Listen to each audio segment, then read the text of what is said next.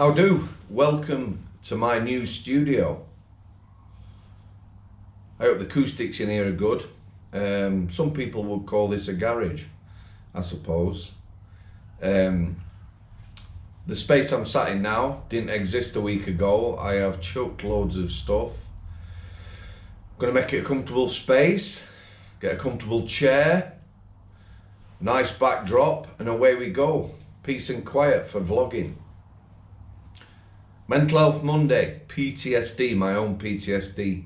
Lee is going to link February's video. I think it was February's. I was out and about with Stephen. I was not in a good place, guys. You know, even if you just go and watch a couple of 3 minutes of that video, you'll see where I'm at. Weren't sleeping at all. Constant thought process for me. The PTSD. I would not first of all go around telling everyone that I've got PTSD. I would not, you know, it is something to me. Lots of people have lots going on, different things, different situations that have caused their PTSD or complex PTSD, which is multi-layered. I'm getting a better understanding of that now. So for me, it's been a thought process about prison, lots of things I've seen, lots of people I've met. I've immersed myself in that. 2 years, maybe 3 years when I left the prison service, was not in a good place. Sleep has been problematic, really problematic. In February, I was exhausted, less than 2 hours a night, angry, anxious, panic attacks. Panic attacks had come back, been a good 18 months before I'd had one. No panic attacks now. My thought process now is, it's slowed a little. I was going to try CBD oil, thanks for people who recommended that. But I'm now trying to go au natural. I'm trying to eat better, drink less alcohol, not a massive drinker anyway, and go to the gym. But also get busy. That's a big part of, for me feeling so much better right now. I'm meeting people, I'm talking to people. What I have realised, and only today it struck me,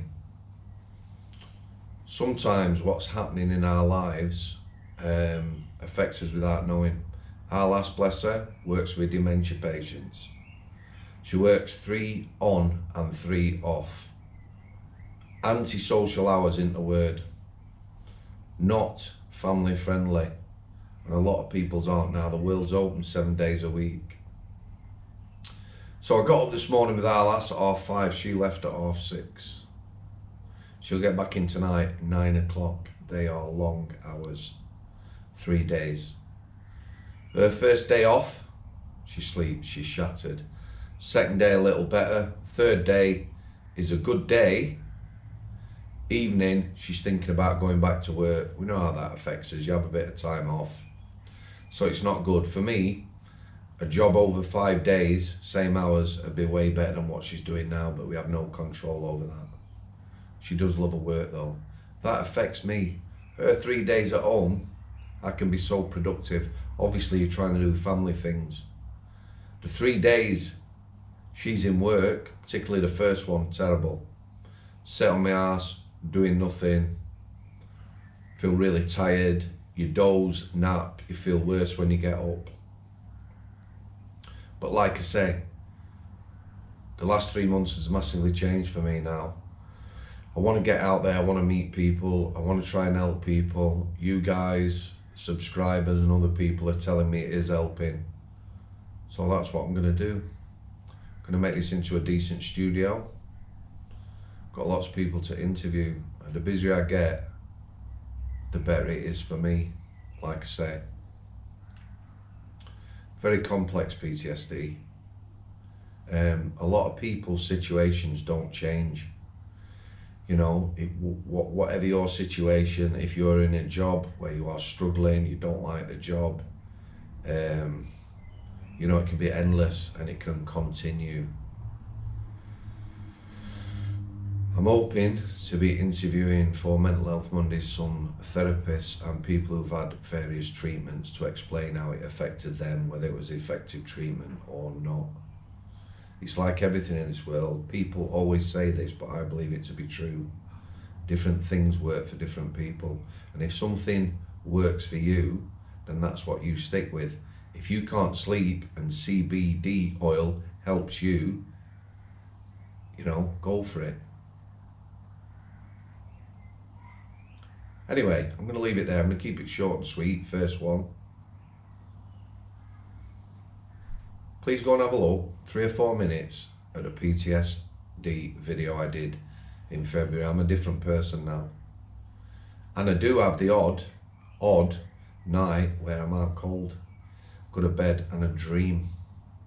And the alarm clock wakes me up. That might sound nothing to some people, but believe me, it's really special. Okay guys, hope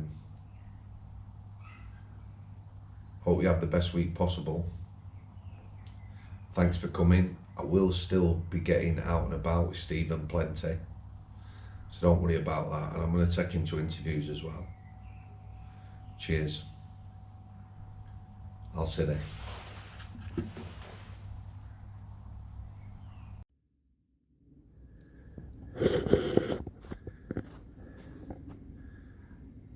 How do, guys?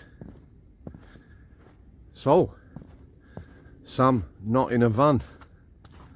This is for Keith and Red Pocket Frog on Twitter. Thought I'd show you a bit of the scenery as I'm out walking Stephen. Here we go, kid, come on. Yes, we're loving this, aren't we? So guys, this is a video about my own mental health, PTSD. I'm going to start with telling you about when I was sick, on the sick at Strangeways. September 4th, 2015, I got injured in a restraint. Felt like my shoulder had come out of joint. Anyhow,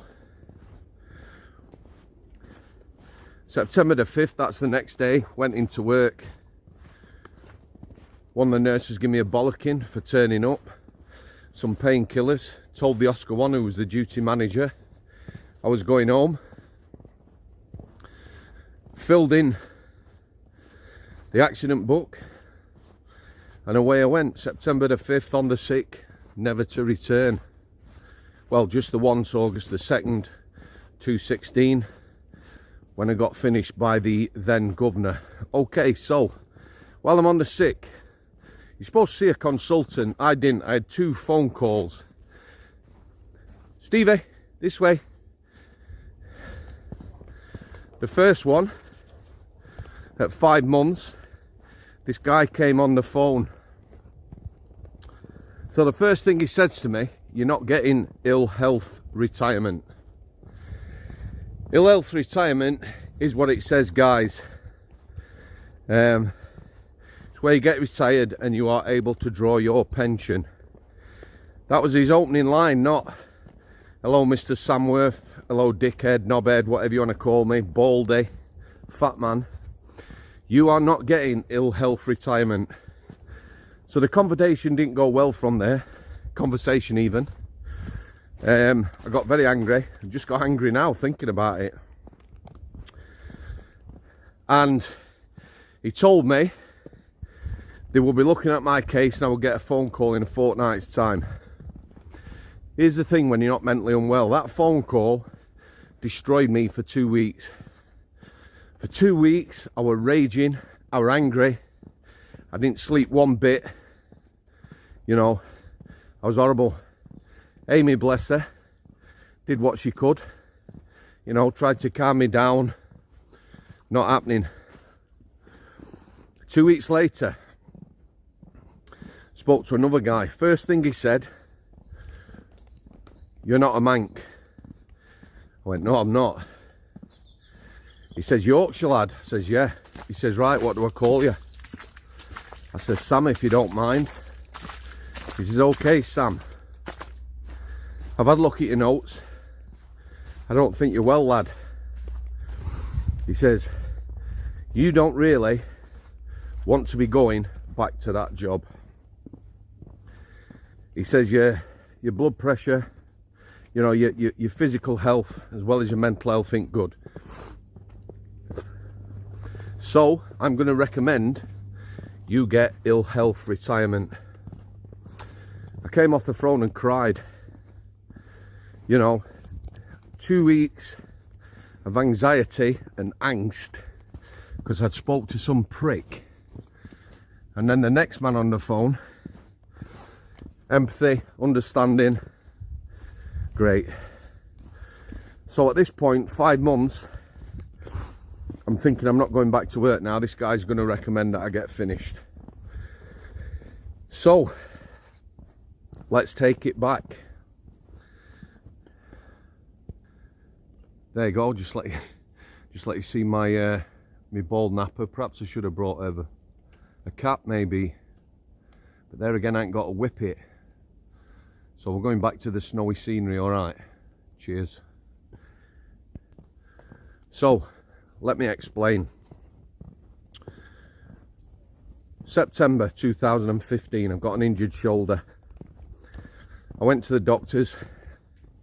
He had a look, signed me off for a month. At this point, Amy has already decided she didn't want me going back to work that early. As the month came up, I got super anxious, more anxious than I'd already been. I was on medication at this time. My doctor put me on sertraline. I was on blood pressure medication. My blood pressure was horrendous. They put me on a statin for my cholesterol. You know, physically and mentally I was a wreck already. Although, looking back at it now, on reflection, I didn't see that. Amy did, I didn't. And in my mind, I was still going back to work. So, there you go, kid. Come on, good boy. So, I got my second sick note. 2 doctors, Dr. Williams, she was amazing. The other doctor, Dr. Brown, we got into a bit of conflict. He didn't want to sign me off. He says if people are off to work too long, they don't want to go back. So there you go. Dr. Williams, completely understanding. My first conversation with Dr. Williams went along the lines of, can you change your lifestyle in that job? You know, you're at risk. My family history is terrible. You're at risk of stroke and heart attack. Can you change your lifestyle in that job? Which I knew I couldn't. So even at that point, my own doctor was saying, you know, maybe it's time for a career change. So I'm on the sick. You're getting paid full pay in the prison service for 6 months. So I got much better. Did I get much better? By Christmas 2015, I was a maniac when I was driving. Not in speed and that, just challenging people. It was horrendous. There was a lad for Salford who I knew, ex-con, proper hard bastard. Traffic, busy traffic, single file. He come down outside at traffic, tried to push in. I were having none of it. He got out of his car, raging. Amy's telling me to stay in the car. I honestly saw myself jumping up and down on his head. I'm not saying it had got to that. I'd have probably got a good kick in, but that's how I felt. And the other thing, how I was as well. You don't know, dear. You just don't know what you're going to do.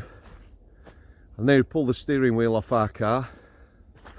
I got Billy in the back. So Billy at that point is 9.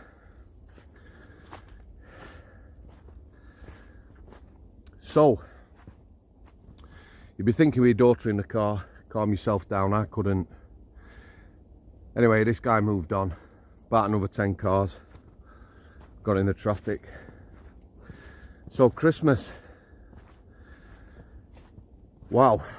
I can't even remember, sorry, losing my words now. I can't even remember Christmas 2015.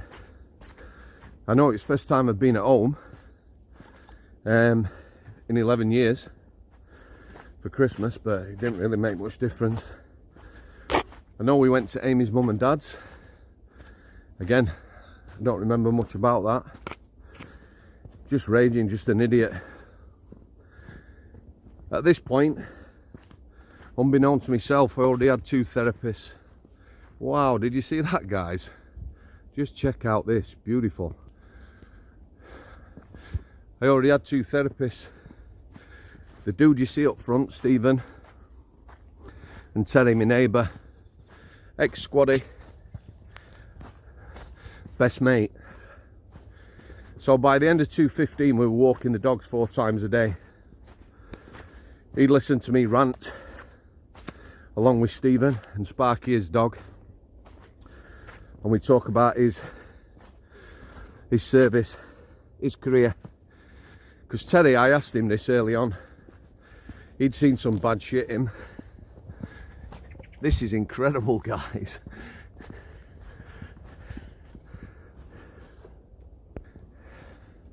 Yeah, man.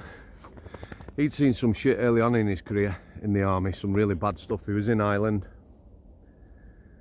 He's the only squaddy I've ever met who's been to Ireland who was quite level-headed.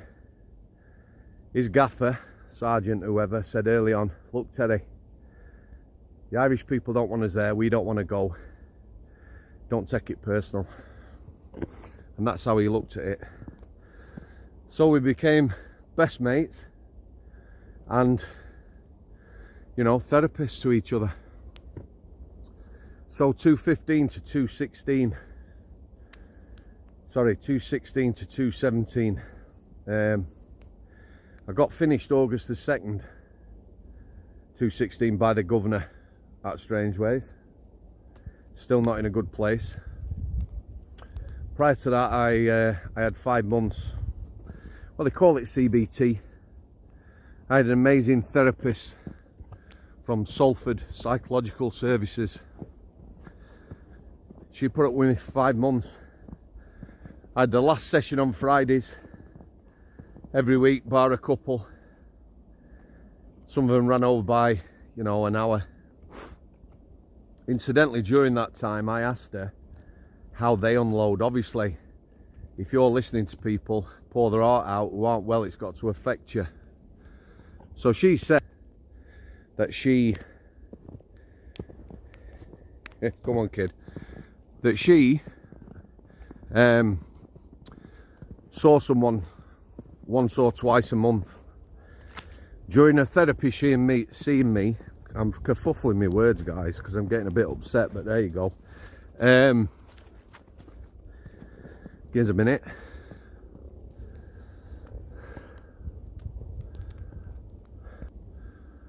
While she was seeing me, she had extra sessions, 1 a week. It affected her quite bad, she said.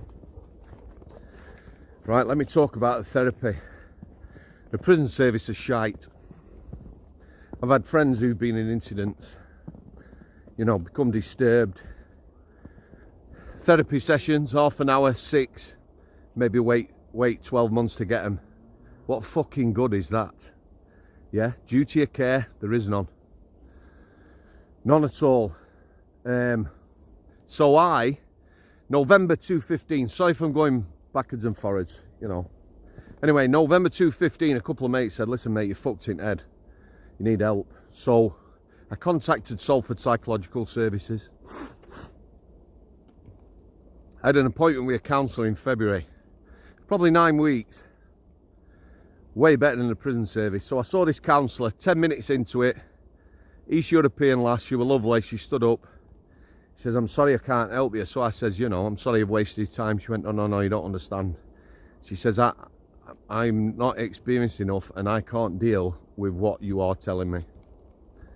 So I got referred to the psychologist. Like I said, she was amazing. After the 2nd week, all she did was listen to me rant and rave, telling about some of the shit that was in my head, and there was plenty of it, trust me. So September the 5th, when I went home that day when I was injured. On reflection, had I been unwell during my service? No. Death in custody, turn up the next day. Get injured in a CNR incident, turn up the next day. That's how it happened. I was just bang at it. Up until March 2015, I'd work 10, 15, sometimes 20 hours a week, extra, above. You know, just doing the job. I did lots of extra shifts because my managers had have had staff they didn't know. You know, Friday tea time, I'm due to go home. Bradders or KK, Sammykins, yeah, that's a big boy's name, innit? Will he stop on till 9? So I'd stop on. That way I knew the subjects, you know, the lads, patients, whatever you want to call them. And there you go. So I never saw myself as being unwell. Never questioned it at all. When I saw the psychologist, it was clear to me that, you know, things have been bubbling. The last 6 months, when the prison changed, March 2015, I just fucking lost the plot. So I saw the psychologist, let me tell you. So I'm a grown man. First appointment, I had diarrhea all morning. My appointment were at 2, last one Friday. Enough. Come on, kid. Come on. First one. Diarrhea all morning, knots in my stomach. Sat outside, got to about 10 to 2. Because I was always early. Every job I've ever done, early at school, and I was early for my appointments. I got up to go, then thought better of it. Got tears in my eyes, went in. You know, the first session, a bit of a haze really, can't remember much. I do remember her looking and, you know, just sort of, I don't know, almost despair in her face, and that's the first session. So what happens after that? I went home. Amy asked how it had gone on. Felt really good. Almost euphoric. Beautiful out here, guys. Beautiful. So I felt almost euphoric. By about 10 o'clock at night, I was a complete animal. Angry, crying, upset. Not nice. That was the first session. Amy came to Dreadham. Same MO every time. I'd feel better. Come home. Tears. Anger. My last session was a couple of days before I got finished. July 2016. But that last, you know, she helped me so much. She was amazing. So, there's my dog, Stephen. He's a therapist. Terry, my mate. I'm finished August the 2nd. I saw a guy August the 3rd. What the prison service do when you leave, they get an independent body to assess you. Especially seeing as I was up for ill health retirement. See whether I'm entitled to my pension. I saw this guy, young guy. He was shit hot, honestly. Amazing. Again, I was shitting myself. Fucking diarrhea all morning. I'd finished then. I was done. There were no relief at all, none. In fact, Amy and Billy will tell you, they were sat in the car park August the 2nd waiting for me. I got in early to see the governor. She arrived early. She saw me. She was really good. You know, handled me gently. I saw my caseworker for the first time. There you go, prison service. She was nice, and they both agreed that the best thing for me to do was leave. But when I got back out to the car, Billy and Amy were both like, get us out of here. They said the atmosphere and that sat in Strangeways car park was not nice. So back to the doctor, August 3rd.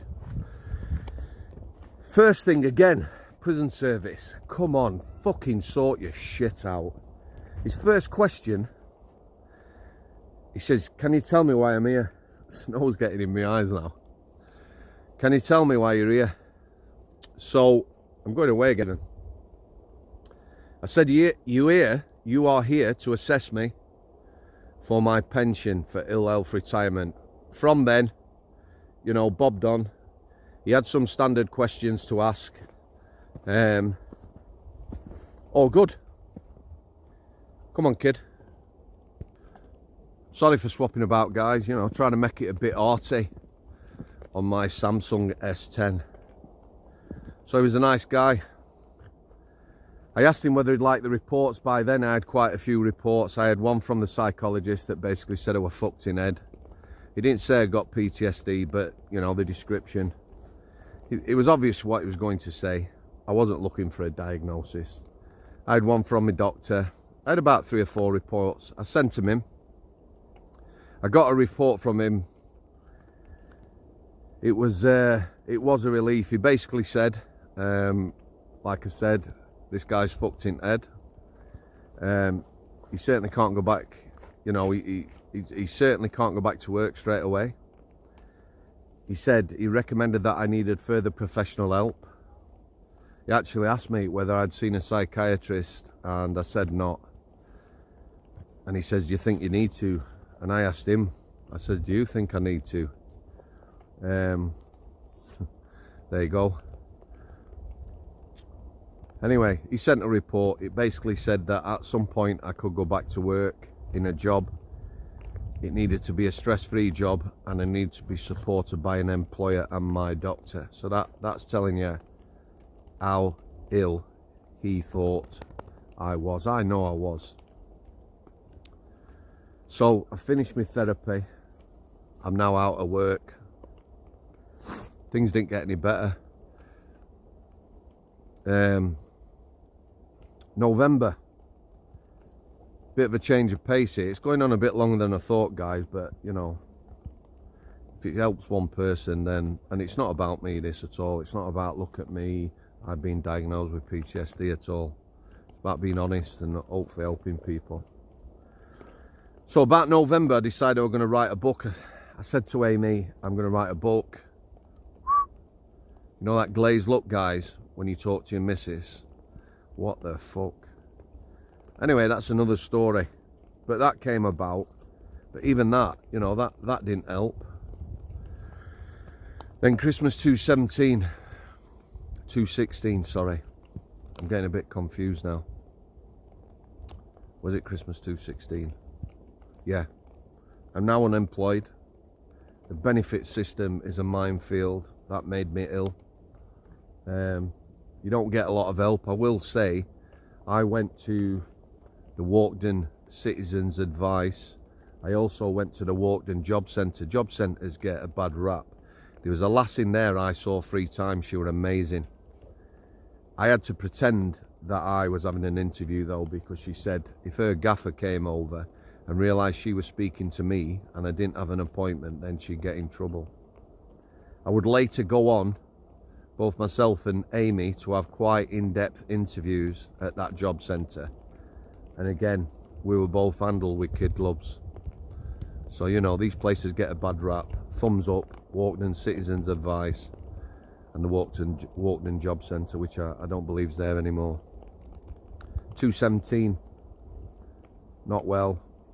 2017 was a strange year. Really strange year. We found out Amy's dad was unwell.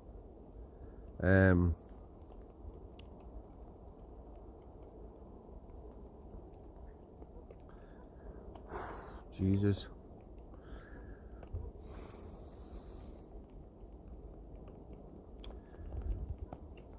Graham. Lovely mum. So by this time, I got a book deal. He was chuffed to bits. He had a camper. He had it built for his birthday. He'd always wanted one. He retired.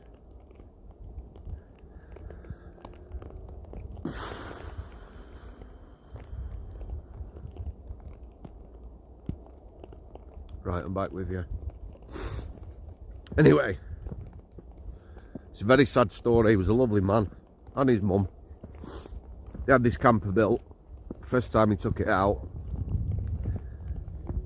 you know, he had a fit, he weren't well. Anyway, turns out he had cancer.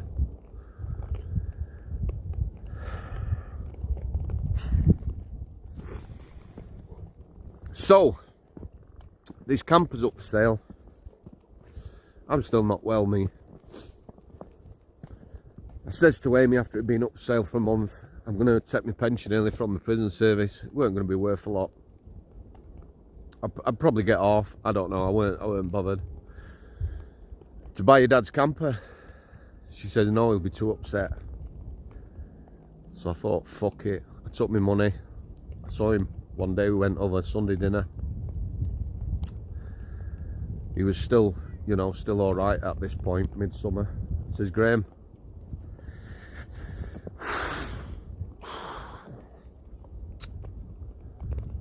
such a lovely man.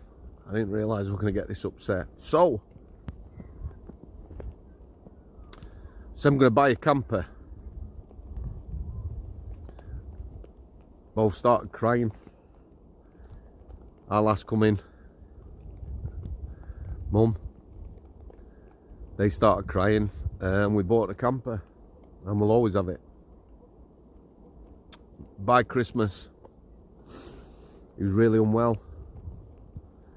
That last month, took Amy to Sheffield every day from Manchester. Picked her up at night. She was knackered, spent all day with her mum and her dad. And he passed 23rd of December, might have been 22nd. Brain's gone a bit a minute. Anyway, so that weren't good. So we gets into 218. My book's coming out. My book didn't mean anything. You know, she'd lost her dad. It upset me a lot. It was a really tough year. Amy struggled. I'm still not well, me. I haven't even talked about sleep yet. Let me tell you. PTSD, yeah. Fireman and a squaddy. Both have them nightmares where they wake up screaming, an incident. Squaddies might well fear for their life. Firemen too.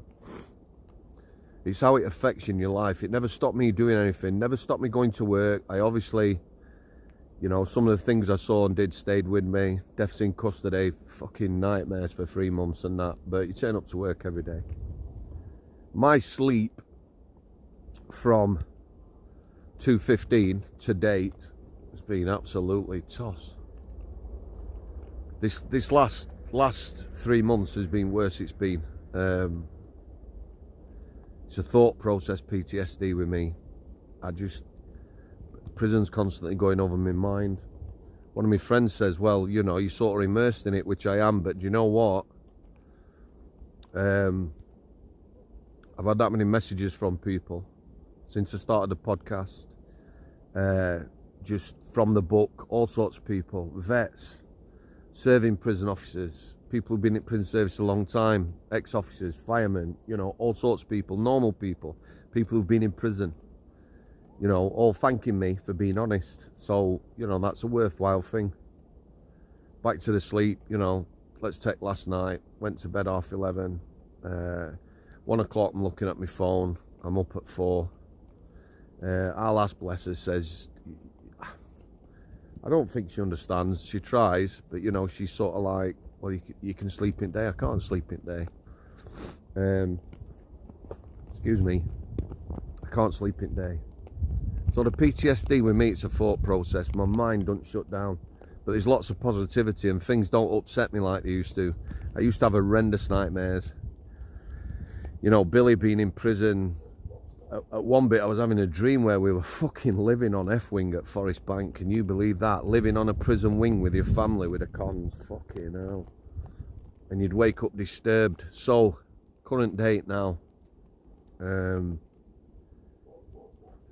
It's just been horrendous, the sleep thing. And what people don't understand, when you have no sleep, and I mean no sleep, you know, you're on edge.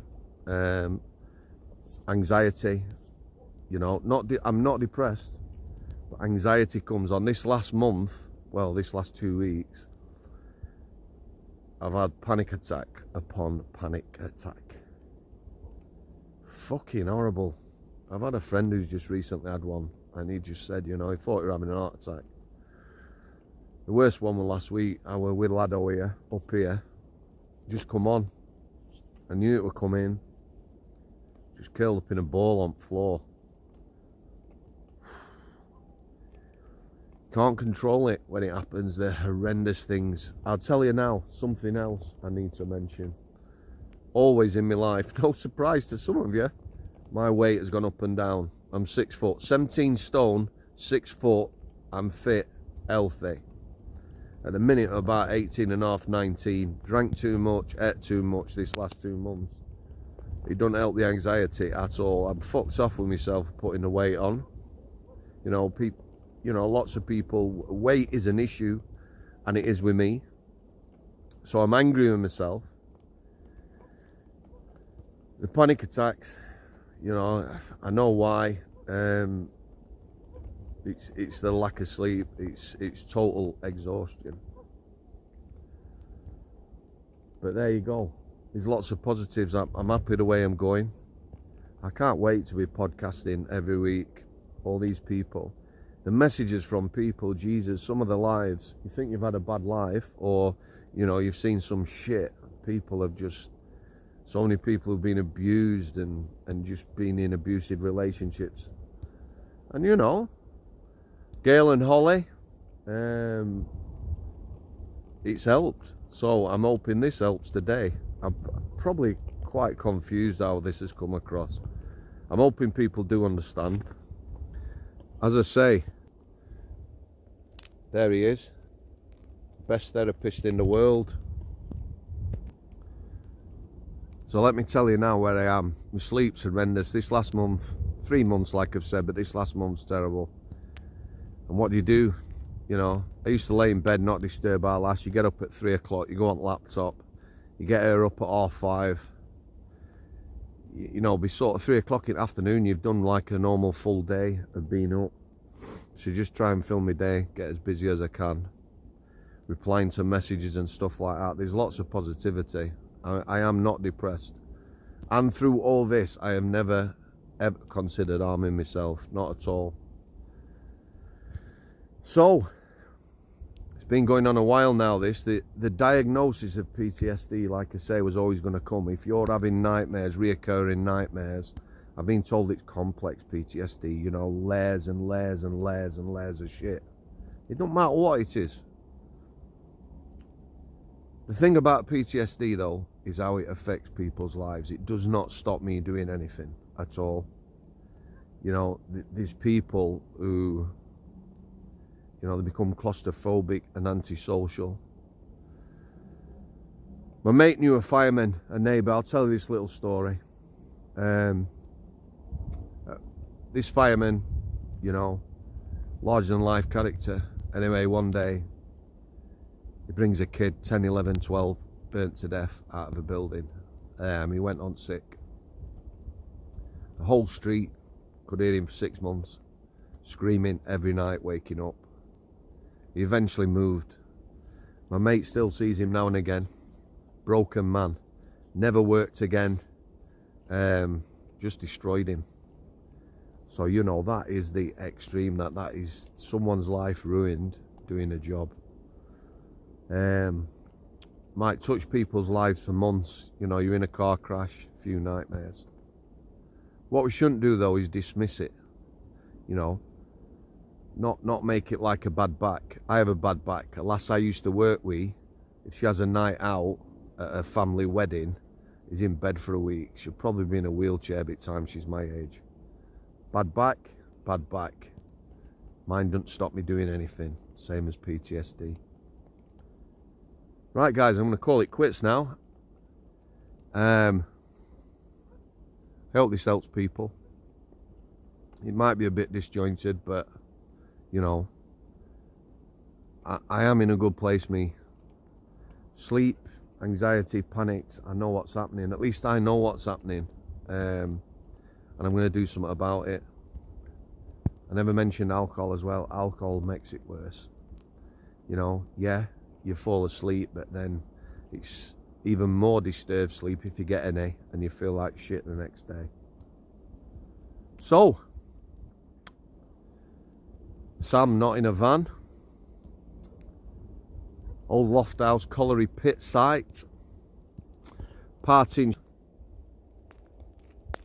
Have you got out to say, Stevie?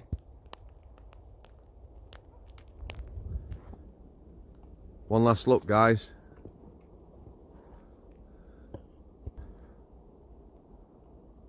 Real porridge. See you later. Try again.